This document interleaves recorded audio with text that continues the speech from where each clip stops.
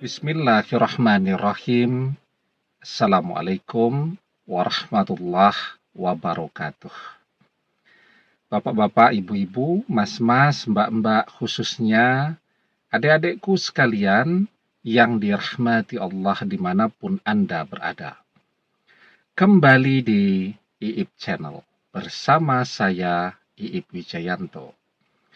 Kali ini kita akan membahas tema mantan terasa ketika kamu memendam rasa rindumu kepadanya. Ini pertanyaan yang paling sering muncul. Kita merindukan mantan, apakah mantan merasakan rindu yang begitu luar biasa di dalam hati kita, tetapi kita menyimpannya rapat-rapat, kita memendamnya rapat-rapat.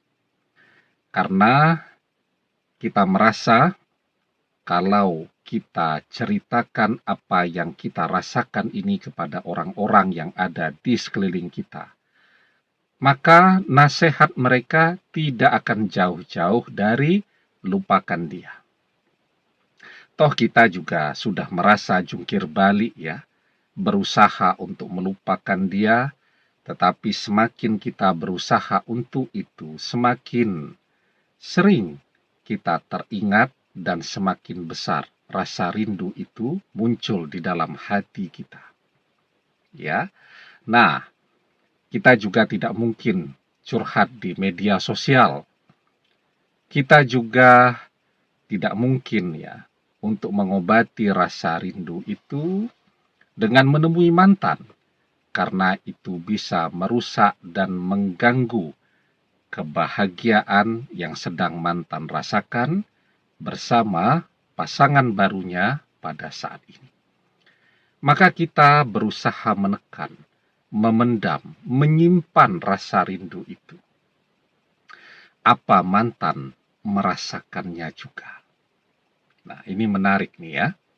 Tapi sebelum kita bahas lagi lebih jauh, jangan lupa yang baru menemukan channel ini untuk memencet tombol subscribe dan menyalakan lonceng notifikasi agar Anda selalu mendapatkan pemberitahuan video-video terbaru dari channel kesayangan kita ini. Dengan subscribe, doa-doa kita selalu terhubung sehingga kita selalu bisa berdoa bersama-sama ya. Dan jangan lupa subscribe itu gratis ya. Nah, jadi apakah mantan merasakan, apakah mantan terasa ketika kita rindu banget kepada dia? Dia merasakannya. Kenapa? Yang pertama, ikatan batin kita dengan mantan yang sudah terlanjur terbangun, terlanjur kuat, tidak mungkin untuk dihapuskan sekuat apapun dia berusaha.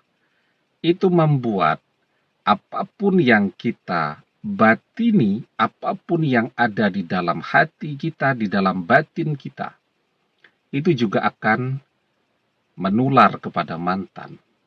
Apa yang kita rasakan itu akan menular kepada mantan. Ketika kita kangen, energi kangen itu juga terasa karena satu ikatan. Seperti halnya tali saja ya. Kalau tali itu digerakkan sedikit di ujungnya, maka setiap bagian tali itu, ya walaupun mungkin di bagian ujung sebelah sana getarannya sudah lebih kecil, tetapi tetap bagian ujung dari tali yang digetarkan itu tadi mendapatkan energi getaran dari ujung tali yang digoyang atau digetarkan di sebelah sini. Itu namanya ikatan batin. Saat di sini hati kita bergetar karena rindu, maka di ujung sana batin mantan juga akan bergetar karena rindu. Begitu juga dengan pikiran ya. Sudah sangat sering kita bahas bahwa saat kita memikirkan mantan, karena ketika orang kangen kan tidak cuma di batinnya saja, tetapi juga visualisasinya muncul di dalam pikirannya. Dan itu yang membuat pikiran kita dan pikiran dia langsung terkoneksi, langsung terhubung, seperti halnya wifi. Ya, itu penelitian Profesor Digby Tatum. Saat kita memikirkan mantan, maka pikiran kita akan memancarkan sinyal yang diterima oleh pikiran mantan, karena pikiran manusia bekerja seperti halnya wifi. Penelitian Profesor Digby Tatum dari Sheffield University. Sehingga batinnya merasakan, pikirannya juga merasakannya.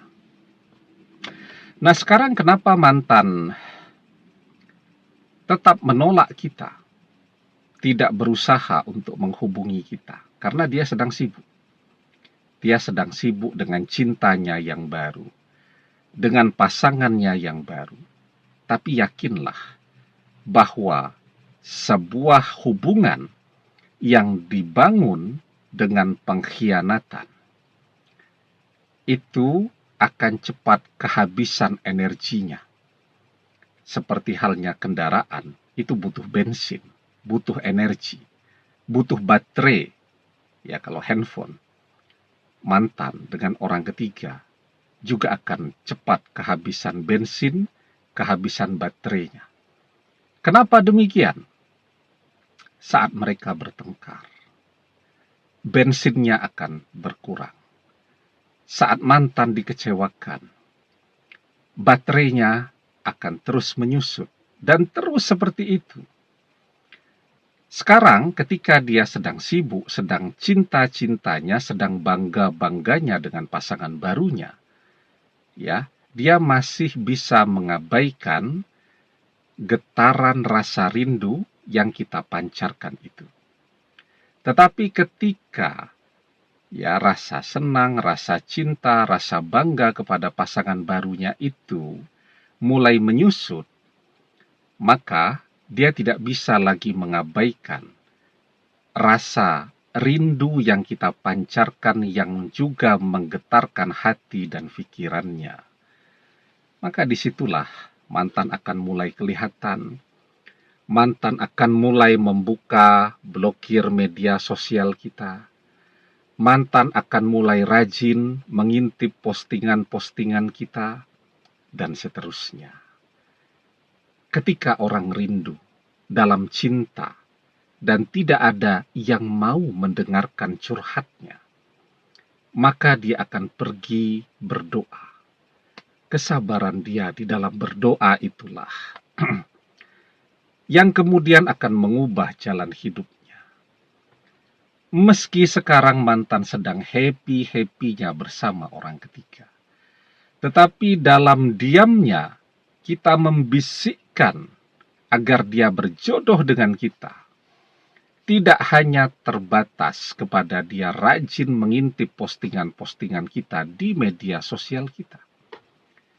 Dia juga akan datang untuk meminta kembali bersama kita saat doa kita terkabul agar dia berjodoh dengan kita. Kita diam, tapi hati kita terus membisikkan doa agar dia berjodoh dengan kita. Dan kesabaran kita dalam berdoa itulah yang akan mengembalikannya ke sisi kita. Yustajabu li ahadikum malam ya'jal, yaqulu qad da'watu rabbi falam yastajibli. Doa salah seorang di antara kalian pasti dikabulkan selama ia tidak tergesa-gesa. Demikian, semoga bermanfaat. Wallahu a'lam bissawab, billahi taufik wal hidayah. Assalamualaikum warahmatullahi wabarakatuh.